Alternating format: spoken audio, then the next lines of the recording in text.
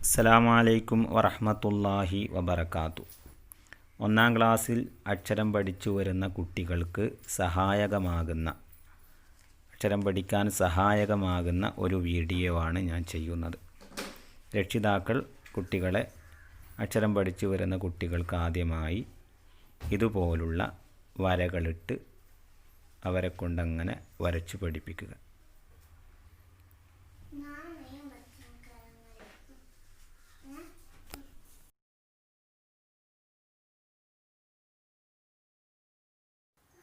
കുട്ടികളിങ്ങനെ ത്രികോണങ്ങളും അതുപോലെ വൃത്തങ്ങളുമൊക്കെ വട്ടങ്ങളുമൊക്കെ വരച്ച് പഠിക്കട്ടെ.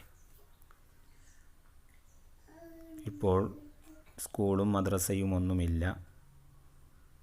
ഉസ്താദുമാർ ശ്രദ്ധിക്കേണ്ടുന്ന കാര്യങ്ങളൊക്കെ ഇപ്പോൾ രക്ഷിതാക്കളുടെ മേൽ തന്നെയാണ്.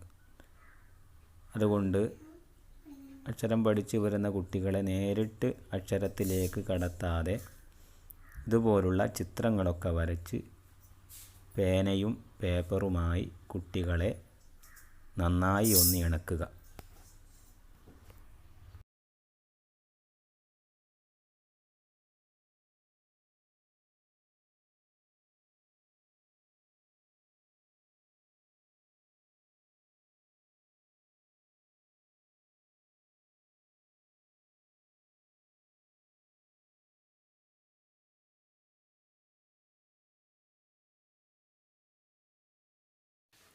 മദ്രസയിൽ ആദ്യമായി പഠിക്കുന്ന ഒന്നാമത്തെ പാഠം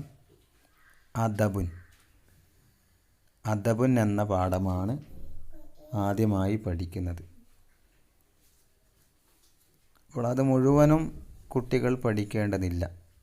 ആ എന്ന അക്ഷരം, അലിഫ് എന്ന അക്ഷരത്തിന് ഫത്ഹിട്ട് ആ, അത് മാത്രമാണ് ഈ പാഠത്തിൽ പഠിക്കേണ്ടതുള്ളൂ.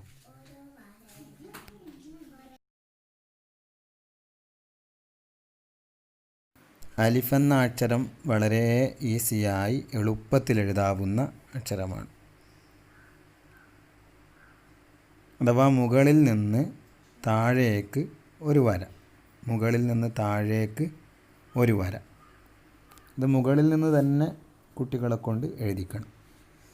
വലത്ത് നിന്ന് ഇടത്തോട്ടേക്ക് ഫത്ഹും ഇടാൻ പഠിപ്പിക്കണം. വലത്ത് നിന്ന് ഇടത്തോട്ട്.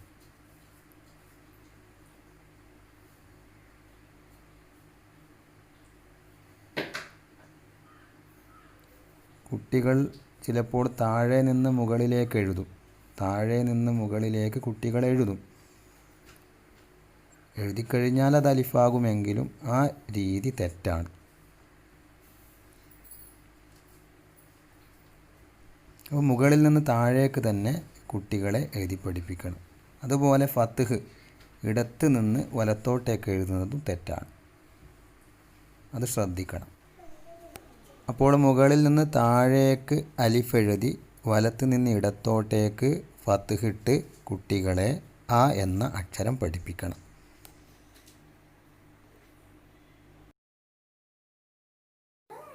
ഇനി നമുക്ക് കുട്ടികൾക്കായി അലിഫ് എന്ന അക്ഷരം വലുതായി വരച്ചു കൊടുത്ത്, ഇതുപോലെ ഈ കാണുന്നത് പോലെ വരച്ചു കൊടുത്ത് അതിൻ്റെ മുകളിൽ ഫത്ഹും ഇതുപോലെ വരച്ച് അതിൻ്റെ ഉൾഭാഗത്ത് കുട്ടികളെ കൊണ്ട് അവർക്കിഷ്ടമുള്ള കളറ് കൊടുത്ത് ഈ അക്ഷരം അലിഫ് അതിന് ഫത്ഹിട്ട് ആ എന്ന ഈ അക്ഷരം കുട്ടികളുടെ മനസ്സിൽ നന്നായി സ്ഥാനം പിടിക്കുന്ന രീതിയിൽ പഠിപ്പിക്കാം. അക്ഷരം പഠിക്കുന്ന കുട്ടികൾക്ക് സഹായമായിക്കൊണ്ട് അവരോടൊപ്പം രക്ഷിതാക്കളായ നമ്മൾ ഉണ്ടാകണമെന്ന് ഒന്നുകൂടി ഉണർത്തി ഇവിടെ ഈ വീഡിയോ നിർത്തുകയാണ്. അസ്സലാമു അലൈക്കും വറഹ്മത്തുള്ളാഹി.